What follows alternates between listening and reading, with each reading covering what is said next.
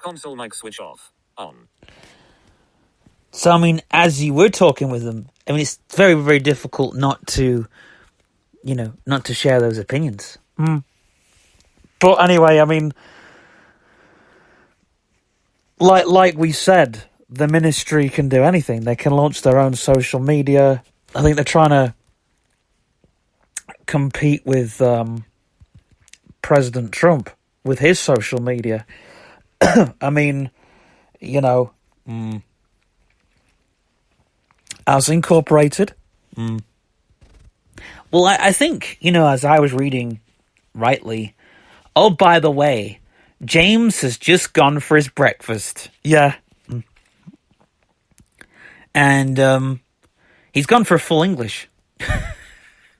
We've gone from talking about the ministry to talking about James and his full English. Yeah, well, actually, we're going to come back and talk about that in a minute, because I think, Megatron is back on the show. I've got an announcement which I forgot to talk about earlier. 2 announcements. One, there will be no Thursday Night Divider this week, because I've been a complete plonker and locked myself out my laptop. Oh, yeah, you posted that on Facebook. So instead, Scott's doing it. Has he got the playlist? Well, everything's been left on his desk. I phoned him not twice, not thrice, loads of times. Yeah. Well, we saw that because, you were in this other studio, and we're like, are we back in there? Are we... We will be back in there pretty soon. Anyway, the studio gets its press release. And obviously, it's before the spring opening, because it's the 10 years of Temper Radio, 20 years of Temper Radio, 10 years of being in the cellar, and all the bands are going to be here, and everything's going to happen, and everything. I think we spoke about that in the notices, I can't remember. I think we did. Yeah. I mean, do you remember when Temper Radio, the days before Temper Radio, it wasn't Temper Radio if I remember rightly, it was TNT FM, and Temper Radio was the next generation. Yes. Because you and Scott Boldham had secret meetings for a while. I remember one day, you and Scott Boldham were having drinks at lunchtime. I was like, what's going on? Because you'd had drinks the day before or something, and it was drinks at lunchtime, pints at lunchtime, and you're like, yeah, we got something to tell you. The radio station's changing its name. Yeah, well, we wanted to give it a new lease of life at the time. And the studio was, we wanted to renew. There's actually some prizes from Screen 2. I'm going to talk about it later on in the week. The things that you can win, because there's a bunch of things you can win. There's a couple of old TV cameras. There's a video collection. There's all kinds of stuff. DVD recorder. Yep. Some pictures of Carol. Oh, Carol Waker. Carol Wake, yeah. These are all found things. So, back to Temper Radio then, because it had, if you remember, it had its lease of life. Can you talk about why the station changed? Because originally we were going to move down here into the cellar, into the basement. And it was the studio at the time was going to be a full-blown rock studio. I mean, the plans have all gone now, but we might put them up on the Facebook, the old plans. It was going to have a wooden floor. It was going to have Sonic Ival's organ. Oh, it's going to have everything, wasn't it? Yeah, and it was a full-blown... But unfortunately, the plans got held off. So what brought the move to the cellar then? Was it... I can't remember how it all started. I think we all, we started coming down here a lot. And we were briefly moving things tape recorders down here, CD collection. And then it was, everything came down here. Everything, lived down here. Do you remember that first breakfast show you did down here? Or... No, because we did mid-mornings, remember? Oh, yeah, I remember we moved. Well, we were in the afternoons for a while. Yeah, because my nan... That's right, your granddad was in hospital. And my nan was like, oh, those days were terrible. But then, you came back and, want to move to the afternoon slot. Yeah, and the afternoon slot was terrible. It really, really was terrible.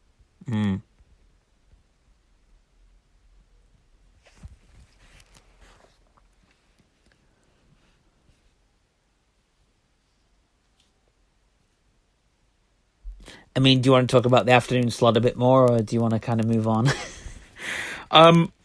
So, yeah, then we moved to mid-mornings. And then we moved back to the breakfast show, because things were happening. So we were back onto the breakfast show, which was getting up early. And... Oh, yeah, because you never had to get up early before doing the breakfast show. You spent, a year getting up at,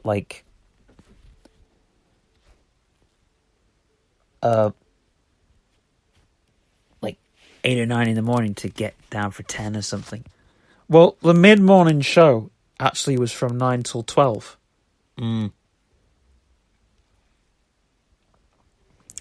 So it was always pretty weird us doing a mid-morning show from that time.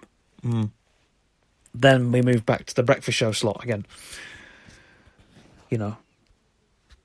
I actually liked the mid-morning slot, even though at the time it was... What, you loved that time?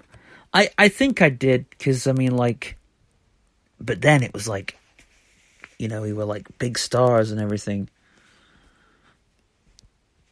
And the first, launch of the Cellar and everything. Which was weird, because people were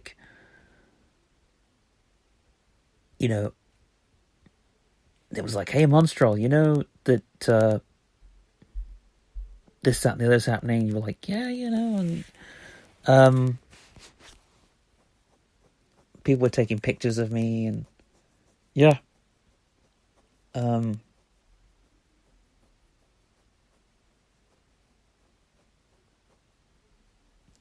you remember when you came back from America, me and Battlemix had joined forces properly. Yeah, I know. How did that happen? Because I can't remember how that... Well, we joined forces. We talked... We went to the pub. He'd done a show with me. I'd been ill. You'd been ill? Yeah, I was ill. I came back from holiday. And then I was ill.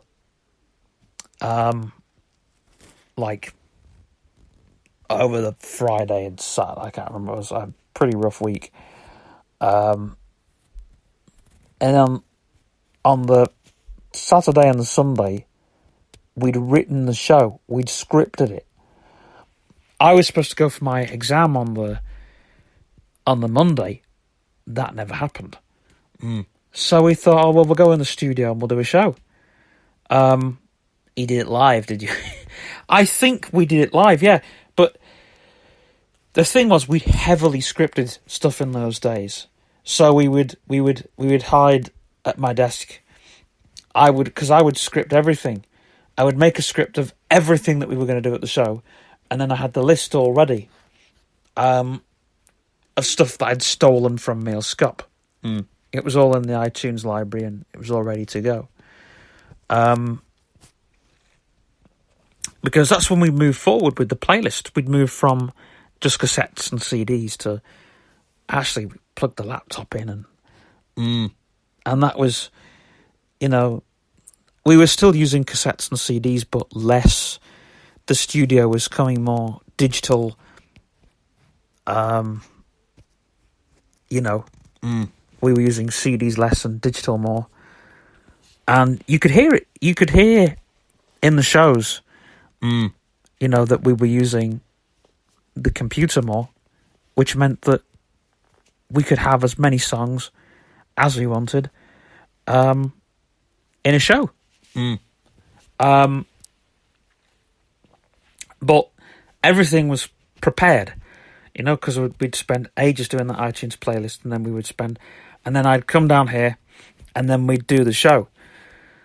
And when they heard Battle Mix on my show, there was we got reports, We went to the pub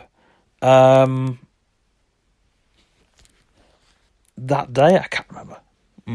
Because I used to go to the pub, on the lunchtime and stuff. But that was right. I was going to the pub that evening. It was the first night of BB's.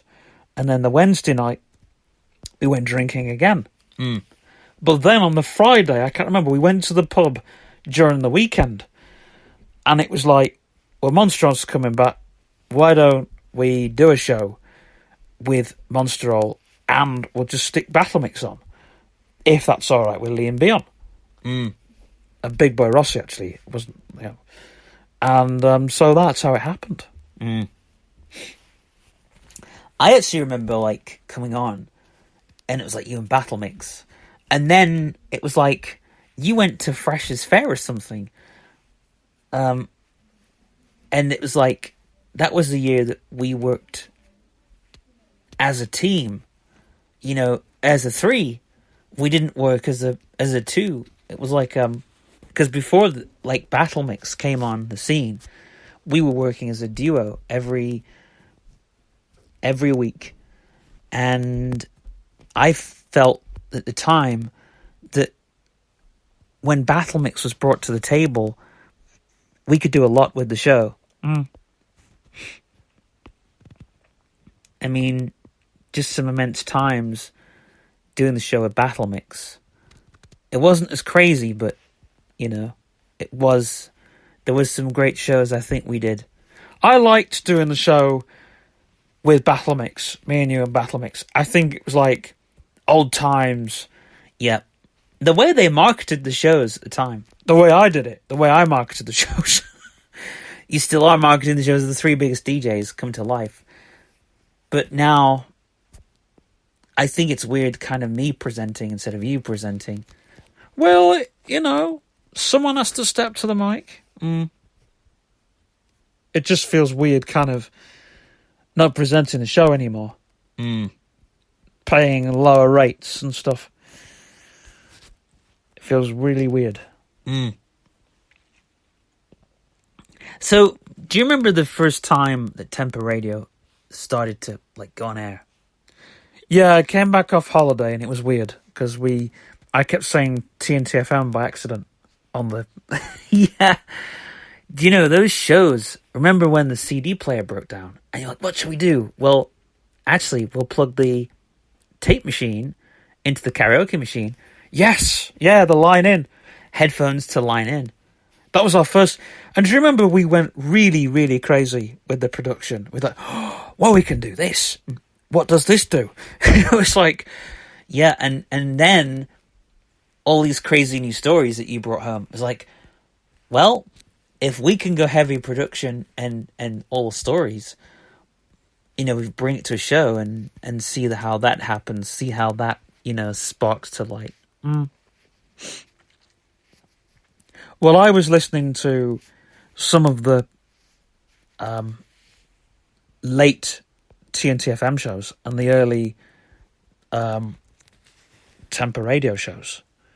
And you can tell that we were, the late TNT FM and the early Temper Radio. You could tell that TNT FM was about to become Temper Radio in its latter days. Yeah, I was just going to say that. It was ready for a change. It was ready for, everybody was ready for that moment.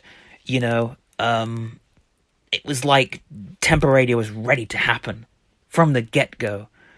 And I think that's what the excitement was. Especially, I mean,